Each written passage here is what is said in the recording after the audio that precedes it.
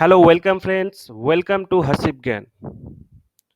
Today I have decided to talk about is interesting property of metal. So to start that, I want to describe what is metal actually. So metal is very familiar. This is a substance which has a very large conductivity.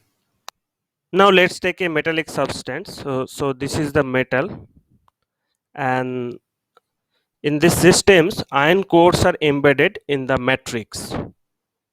So iron cores are nothing. These are the atoms, metal atoms. So if this is a iron metal, Fe, so these atoms are of iron.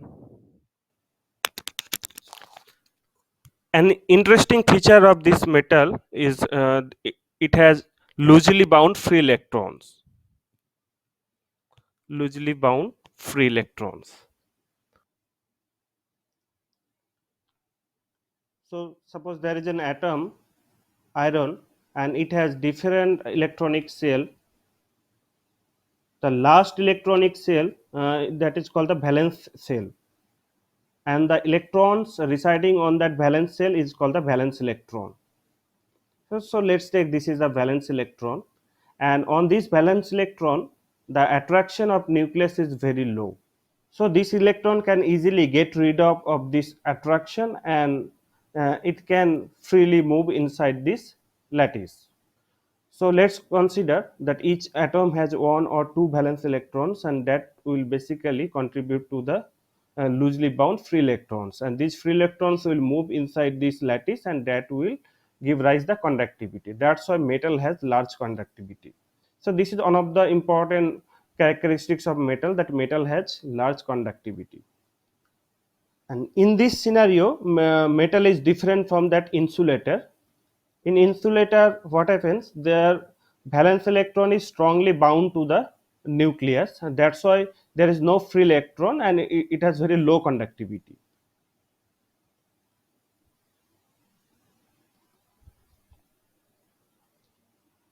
Now we are already familiar with the insulator, that can be used as a dielectric medium inside a capacitor. So capacitors are basically two plates, two metallic plates that are used to store electric charge. So these are two metal plates, and that are connected through a battery. Now when it is connected, there will be positive charge stored on one plate and negative charge stored on another plate, and inside these two plates we can place a dielectric medium. Now the charge on these two plates that is stored, that depends on the voltage.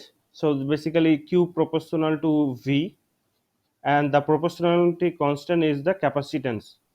So Q equal to Cv. C is the capacitance of that capacitor, this whole system. Now this C capacitance, that will depends on that few things, the geometrical arrangement and also the material that is kept place inside these two plates. So C is basically capacitance is uh, K epsilon naught A upon small d. K is the relative permittivity, or this is the dielectric constant. Epsilon is the free space permittivity.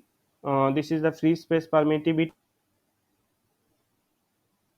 A is the area of these metal plates, and D is the spacing between these two plates. This is the spacing between the plates. You have seen that this material that is kept placed between these two plates, that is basically a insulator. Now the question governing this discussion is whether metal has dielectric constant or not. Metal and its dielectric constant, and if it has any dielectric constant, what is its magnitude? Metal's dielectric constant.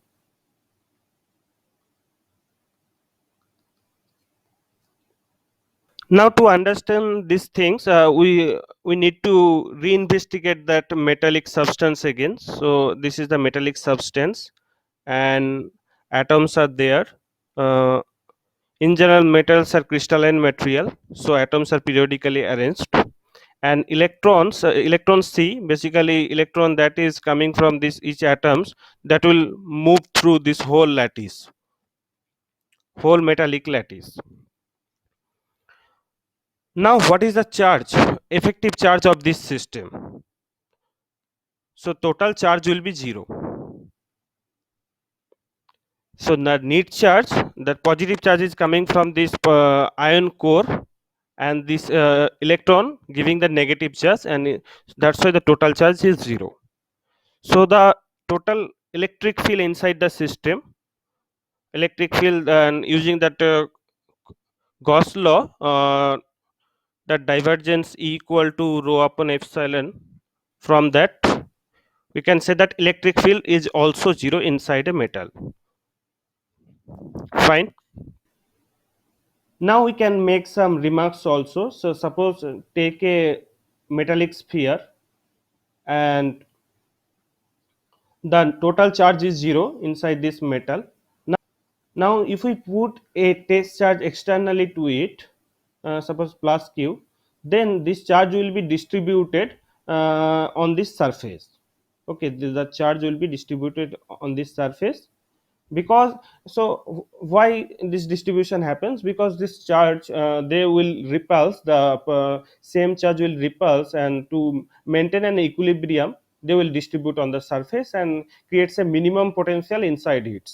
So there will be a minimum and equal potential inside this metallic system, and that's why, and from that formula, E equals to minus delta V, the gradient of the potential electric field is also 0.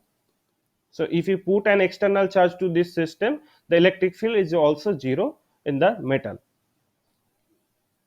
Now what happens if we apply an external electric field to this metal? So let's take a metallic slab, and if we apply an external electric field to it, what will happen? There will be a along this electric field, there will be a positive charge that will be kept here, and negative charge electron that will be attracted at this end. So basically there will be an internal field. So whenever the positive and negative charge separates, that will create an field. So this is the internal field, E internal.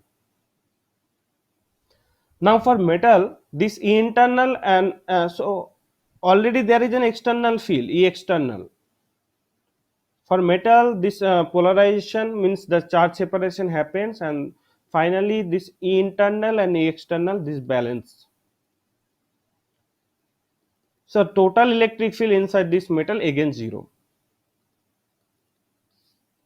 But now there is a distribution of charge, polarization happens, so some displacement vector is associated with this metal. Now there is a formula from electrostatics, that D is epsilon E. So epsilon is the basically the permittivity of the system. So for here it is for metal. So permittivity will be D upon electric field. Now electric field inside is 0.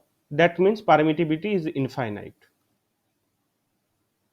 And this permittivity is again related to that. So permittivity is infinite. That means that relative permittivity or the dielectric constant epsilon r, that is also infinite. And capacitance C, that will depends on this relative permittivity, that will be also infinite. So for a metal, that capacitance is basically infinite value, and this is the answer that we want to looking for. Now the infinite dielectric constant, is it always happen? Is it always exist for this metal? No, this is for a we have taken the static electric field, and for that this infinite dielectric constant comes out. Okay, if we take some frequency, AC sinusoidal electric field, then it may not happen. So the general trend of the dielectric constant of metal is something like this, and this comes from the Drude model. So if this is the dielectric constant, and its variation will be something like this. So at low frequency, and this is the frequency x-axis, in the x-axis, at low frequency this dielectric constant becomes infinite, and as the frequency increases, this dielectric constant value it goes towards 0, and then it will take the positive value, and this frequency is called the plasma frequency. I will talk about this in another session, another discussion. So we have understood that the dielectric constant of a metal is not a fixed property. It will depend on the frequency also, and this is a this is very interesting thing, that how that internal electric field that exactly balance out this external electric field, and that's why that total electric field inside metal is 0, and that gives rise this high dielectric constant.